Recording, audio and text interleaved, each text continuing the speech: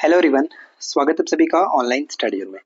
तो आज हम इस वीडियो में देखेंगे पर्यावरण और पारिस्थितिकी से जुड़े हुए सेट नंबर 3। और इससे पहले मैंने आप लोगों को 2 सेट प्रोवाइड करा है जिसमें 25 इंपॉर्टेंट एमसीक्यू कवर किया हमने। साथ ही साथ ये सभी क्वेश्चन आपको बाइलिंगुअल दिए जाते हैं जैसे कि आप लोगों ने डिमांड किया था। तो चलिए फिर शुरू करते हैं और आखिरी तक वीडियो के साथ बने रहिएगा क्योंकि इसमें जो भी क्वेश्चन दिए गए वो आपके एग्जाम्स के लिए बहुत इंपॉर्टेंट है। सबसे पहला है कि निम्नलिखित में से कौन सा विकल्प अपशिष्ट प्रबंधन के 3 आर में से एक नहीं है। अगर आपने पहला और दूसरा वीडियो देखा हुआ तो उसमें मैंने आपको ये 3 आर का मतलब बताया था कि क्या होता है। तो आपको बताना है कि ये 3 आर में से कौन नहीं है। तो सबसे पहले इनका क्रम आपको पता होना चाहिए कि क्रम क्या होता है। तो देखिए क्रम इनका होता है, पहला आर जो होता है इसका मतलब होता है रिड्यूस। ठीक है, रिड्यूस। सेकेंड वाला का मतलब होता है रीयूज।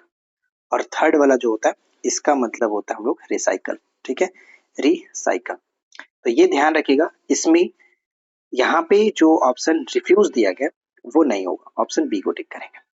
सेकेंड आता है कि यदि ओजोन की परत पतली हो जाए तो इसका क्या प्रभाव पड़ेगा। तो हम सभी जानते हैं कि हमारे वायुमंडल में ओजोन जो परत है वो हमें सूर्य के प्रकाश से आने वाली जो परावैंगनी विकिरण होती है, यूवी रे होता है, उससे बचाता है। और अगर ओजोन परत पतली हो जाए तो क्या होगा कि सूर्य का प्रकाश हमारे शरीर पे डायरेक्ट पड़ेगा जिससे कि यूवी जो रे होगा वो हमारी त्वचा पर पड़ेगी, जिससे कैंसर बढ़ने की संभावना ज्यादा होगा, यानी त्वचा के कैंसर के मामले बढ़ने लगे। तो यहाँ पे बी को टिक करेंगे। ठीक है, अगला प्रश्न की खाद्य श्रृंखला के आधार पर जीवधारी कौन से होते हैं। यानी समझने का अर्थ हमारा ये बनता है कि खाद्य श्रृंखला जब स्टार्ट होती है इसमें, जैसे कि हम जानते हैं कि सबसे पहले उत्पादक आते हैं, फिर उसके बाद प्राथमिक उपभोक्ता, द्वितीय उपभोक्ता, तृतीय उपभोक्ता, इस तरह से। तो खाद्य श्रृंखला के आधार पर सबसे पहले हम किसे रखेंगे, पादप यानी उत्पादक जो होते हैं प्रकाश संश्लेषी पादप, ऑप्शन सी। ठीक है, नेक्स्ट, किसी परितंत्र में होते हैं। तो किसी परितंत्र में क्या देखने को मिलता है, दो चीज, या तो जैविक घटक होंगे या फिर अजैविक घटक होंगे। तो यहाँ पे ऑप्शन डी हो जाता है, जैविक और अजैविक घटक। वायुमंडल के उच्च स्तरों पर स्थित ओजोन का कार्यरत यूवी विकिरण का एक उत्पाद है। यानी जो ओजोन पर कार्यरत यूवी विकिरण का एक उत्पाद जो होता है वो अणु जो होता है वो किसका अणु होता है, ऑक्सीजन का अणु होता है। यानी ओजोन परत जो होता है वो O3 होता है। ठीक है, O3 होता है। तो ये चीज थोड़ा सा ध्यान रखिएगा, ऑक्सीजन का अणु होता है। किसी जीवाणु की उपस्थिति जल प्रदूषण का सूचक है। यानी किस जीवाणु की उपस्थिति जल प्रदूषण का सूचक माना जाता है। तो यहाँ पे ई कोलाई जो है, ऑप्शन ए ई कोलाई जल प्रदूषण का सूचक माना जाता है। एक सामान्य कोलीफॉर्म बैक्टीरिया है जो कि मनुष्यों और गर्म रक्त वाले जानवरों के आंतों में पाया जाता है। इसकी उपस्थिति यह संकेत देती है कि पानी में मल जनित प्रदूषण हुआ है। तो यहाँ पे ध्यान रखेंगे। और साल्मोनेला टाइफी के बारे में तो आपको पता होगा, ये टाइफाइड इसी के कारण होता है। और माइकोबैक्टीरियम ट्यूबरक्लोसिस जो कि टीबी का कारण बनता है। और विब्रियो कैलोरा आप जो देख रहे हैं, विब्रियो कोलरा, तो ये होता है हैजा के कारण। मतलब हैजा के ये एक तरह से कह सकते हैं कि इनके कारण हैजा होता है। प्रकाश संश्लेषण द्वारा ऊर्जा का कितना प्रतिशत भाग रासायनिक ऊर्जा में परिवर्तित हो जाता है। तो प्रकाश संश्लेषण द्वारा ऊर्जा का 1 से 2% जो भाग होता है वो रासायनिक ऊर्जा के रूप में परिवर्तित होता है। तो ऑप्शन ए। देखिए ये जो पीडीएफ है, ये क्लास नोट्स वाला पीडीएफ, ये भी आपको हमारे टेलीग्राम पर मिल जाता है। साथ ही साथ मैं प्रिंटेबल फॉर्मेट भी आप लोगों को प्रोवाइड कराता हूँ ताकि आप बाद में प्रिंट आउट करा करके वीडियो के थ्रू आंसर टिक कर सको। तो वो भी आपको टेलीग्राम पर मिलेगा। तो सबसे जरूरी चीज है कि आप टेलीग्राम को ज्वाइन करके रखिए। एक परितंत्र में शैवाल यानी हरी इकाई का स्थान क्या होता है। एक परितंत्र में शैवाल जो होता है, शैवाल एक तरह का हम यहाँ पे कहेंगे कि उत्पादक का कार्य करता है। ऑप्शन बी उत्पादक। कार्बन मोनोऑक्साइड एक वायु प्रदूषक क्यों है। कार्बन मोनोऑक्साइड जो है वो वायु प्रदूषक के रूप में क्यों माना जाता है। तो ध्यान रखना है क्योंकि यह रक्त की ऑक्सीजन ले जाने की जो क्षमता होती है उसे कम कर देता है। तो डी यहाँ पे बिल्कुल सही आंसर बनेगा। निम्न में से कौन सा रसायन वायुमंडल में ओजोन परत के अवक्षय का कारण बनता है। निम्न में से कौन सा रसायन वायुमंडल में ओजोन परत के अवक्षय का कारण बनता है। तो वह क्लोरोफ्लोरोकार्बन CFC। तो बी यहाँ पे करेक्ट है, CFC। इनमें से क्या ग्लोबल वार्मिंग का कारण है। ग्लोबल वार्मिंग का कारण क्या है? तो ग्लोबल वार्मिंग का कारण यहाँ पे हुआ कि वायुमंडल में यानी वायु में कार्बन डाइऑक्साइड का प्रतिशत में वृद्धि होना, उसे कहते हैं ऑप्शन ए। ठीक है, बिल्कुल करेक्ट होगा।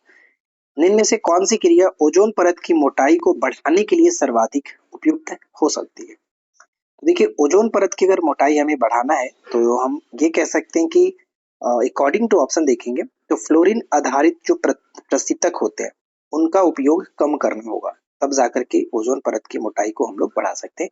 और ओजोन परत की जो मोटाई होती है वो किस में मापी जाती है, किस इकाई में? तो डबसन इकाई में मापी जाती है, ये भी याद रखेंगे। पोषण की दृष्टि से अपघटक क्या होते हैं? पोषण की दृष्टि से अपघटक क्या होते हैं? तो अपघटक जो है वो मृतप जीवी होते हैं, मृतोप जीवी, ऑप्शन डी। और यानी मृतप जीवी का मतलब यहाँ पे आप ये ध्यान रखिएगा, जैसे कि जो जीवाणु होते हैं वो जो सड़े गले पौधे को यहाँ पे नष्ट करते हैं, वो हम यहाँ पे कह सकते हैं मृतप जीवी। ठीक है, चलो आगे बढ़ते हैं। नेक्स्ट आते हैं कि जीवाणु एक्टिनोमाइसीज और कवक को कहते हैं, क्या कहते हैं?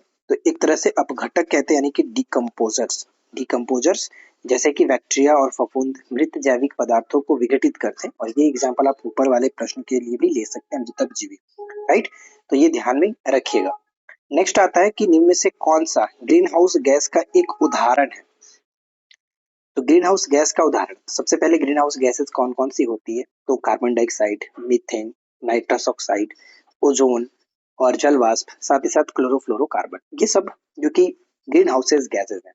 तो यहाँ पे हम कह सकते हैं according to option carbon dioxide बिल्कुल सही आंसर है, ऑप्शन ए। ठीक है, कार्बन डाइऑक्साइड एक तरह से करेक्ट होगा, ऑप्शन ए। नेक्स्ट है कि वायुमंडल में कार्बन डाइऑक्साइड की मात्रा कितनी होती है? ये प्रश्न इंपॉर्टेंट है। साथ ही साथ कभी कभी आर्गन के बारे में पूछा जाता है कि आर्गन की मात्रा कितनी होती है, तो ये भी याद रखिएगा कि आर्गन की मात्रा 0.93% होता है। ठीक है, 93%। और कार्बन डाइऑक्साइड की मात्रा होती है 0.03%, ऑप्शन ए। स्वतंत्रता के बाद भारत की पहली बार यानी भारत ने पहली बार वन्य जीव संरक्षण अधिनियम जो है वो किस वर्ष लागू किया गया था? वन्य जीव संरक्षण अधिनियम किस वर्ष लागू किया गया था? तो 1972, ऑप्शन सी 1972। पश्चिमी राजस्थान में थार रेगिस्तान की सीमा पर रहने वाले निम्न में से किस समुदाय के लिए वन और वन्य जीवन का संरक्षण एक धार्मिक सिद्धांत रहा? किसका? तो जो विश्नोई समुदाय है, यहाँ पे करेक्ट होगा ऑप्शन बी, विश्नोई समुदाय। और मोस्ट इंपॉर्टेंट रहेगा, एक से अधिक जातियों का समूह जो किसी स्थान पर रहता है उसे क्या कहते हैं? एक से अधिक जातियों का समूह, तो एक से अधिक जातियों का समूह किसी स्थान पर रहता है उसे हम लोग क्या कहते हैं? जैव समुदाय के नाम से जानते हैं, ऑप्शन बी, जैव समुदाय, ऑप्शन बी होगा। अगला प्रश्न की मरुस्थल में उगने वाले पौधे को क्या कहते हैं? चट्टानों पर लिथोफाइट जानते हैं, मरुस्थल में उगने वाले पौधे को जीरोफाइट के नाम से जानते हैं। ठीक है, जीरोफाइट। अगला प्रश्न आता है कि संगाई हिरण इनमें से किस भारतीय राज्य में पाए जाने वाले एक स्थानीय प्रजाति है? संगाई महोत्सव भी आपने सुना होगा, तो संबंध वही है, संगाई महोत्सव मणिपुर या फिर संगाई हिरण जो है वो आपका मणिपुर के अंतर्गत, ऑप्शन डी होगा। अगला प्रश्न कि जंगलों के संरक्षण और नए पेड़ों के रोपण हेतु लोगों में जागरूकता पैदा करने के लिए 1950 के में किनके द्वारा वन महोत्सव की शुरुआत की गई थी? वन महोत्सव की शुरुआत किनके द्वारा की गई थी? तो के एम मुंशी के द्वारा की गई थी, तो यहाँ पे बी होगा। और ये प्रश्न भी बहुत इंपॉर्टेंट है, इसको अच्छे से याद रखिएगा। भारत में टाइगर प्रोजेक्ट की स्टार्टिंग कब की गई थी? सभी को पता है 1973, लेकिन अकॉर्डिंग टू ऑप्शन आप देखिए इसमें डेट भी दिया गया, तो वो डेट याद रखना जरूरी है। प्रोजेक्ट टाइगर स्टार्ट किया गया था 1 अप्रैल 1973 को, 1 अप्रैल 1973 को। गिर सी प्रोजेक्ट कब स्टार्ट किया गया था? आप फटाफट कमेंट करना। निम्नलिखित में से कौन सी ऊर्जा मतलब कौन सा ऊर्जा का गैर पारंपरिक स्रोत है? गैर पारंपरिक स्रोत निम्नलिखित में से कौन सा होगा? सोलर एनर्जी, सौर ऊर्जा, ऑप्शन डी। पृथ्वी का सर्वाधिक बृहद जो पारिस्थितिकी तंत्र है वो बताइए कि कौन सा? पृथ्वी का सर्वाधिक बृहद पारिस्थितिकी तंत्र के रूप में हम लोग जानते हैं जैवमंडल। देखिए जैवमंडल जो है वो कह सकते हैं कि वायुमंडल, जलमंडल, स्थलमंडल सभी का भाग सम्मिलित इसमें होता है, या सभी पारिस्थितिकी तंत्रों का एक योग के रूप में हम लोग समझ सकते हैं। इसलिए इसे पृथ्वी का सबसे बड़ा पारिस्थितिकी तंत्र माना जाता है, बायोस्फीयर को। तो ऑप्शन सी बिल्कुल सही आंसर बन जाता है। तो कुल मिलाकर आज हमारे पास 25 क्वेश्चंस थे, जो कि हमने आज सेट नंबर 3 कंप्लीट किया।